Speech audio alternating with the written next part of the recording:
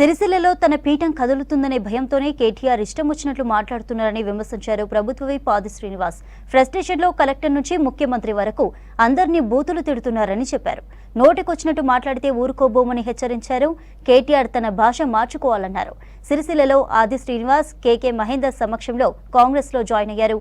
Polyester association సభ్యులు. వారికి కండువా కప్పి పార్టీలోకి ఆహ్వానించారు నేతలు.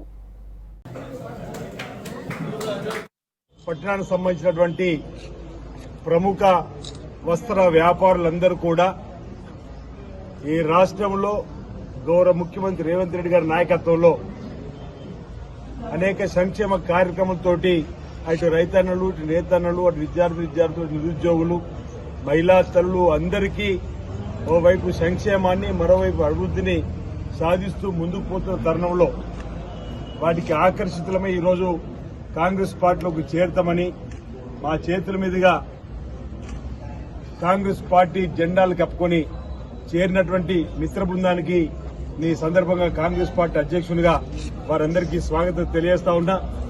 పెద్దలు దూడం శంకర్ గారు గాని, అదేవిధంగా భాస్కర్ గారు గాని, వస్త్ర వ్యాపారం సంబంధించినటువంటి అధ్యక్షుడిగా ఉన్నటువంటి, అదేవిధంగా ప్రధాన కార్యదర్శి రవి గాని, గోవిందరావు గాని, ఇంకా భూమయ్య గాని, ఇంకా చాలా మంది పెద్దలు ఈరోజు వేరేల పట్టణానికి సంబంధించి నేతన్నలకు ఈరోజు మేము ఉంటాం, ఈ అభివృద్ధిలో ఈ ప్రభుత్వానికి చేదోడవదని చెప్పిన ఆలోచనతోటి ఈనాడు కాంగ్రెస్ పార్టీలో చేరినందుకు వారందరికీ నా వైపు నుంచి స్వాగతాన్ని తెలియజేస్తూ, నేను మొదటి రోజే చెప్పిన రాజన్న సిరిసిల్ల జిల్లా అభివృద్ధి ఎక్కడ ఆగదని, ఎవరు కష్టాలు ఉన్నా వారి వెంట కాంగ్రెస్ పార్టీ ఉంటుంది, కాంగ్రెస్ పార్టీ ప్రభుత్వం ఉంటుందని చెప్పని ప్రజలతో ఎన్నుకోబడినటువంటి మేమందరం కూడా సిరిసిల్ల పట్టణం నుంచి పాలిస్టర్ వస్త్ర వ్యాపారుల సంఘం అధ్యక్షులు భాస్కర్ గారు, మాజీ అధ్యక్షులు శంకర్ గారు, గోవిందరావు గారు, వారి కార్యవర్గ సభ్యులు అందరూ కూడా పెద్ద ఎత్తున మేము సైతం కాంగ్రెస్ పార్టీకి అండగా ఉంటాం.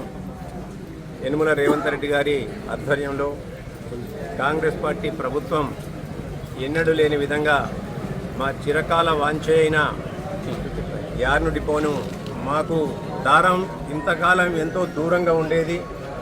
అది మా బతుకు ఆధారం అయినా అది బహుదూరంగా ఉండేది.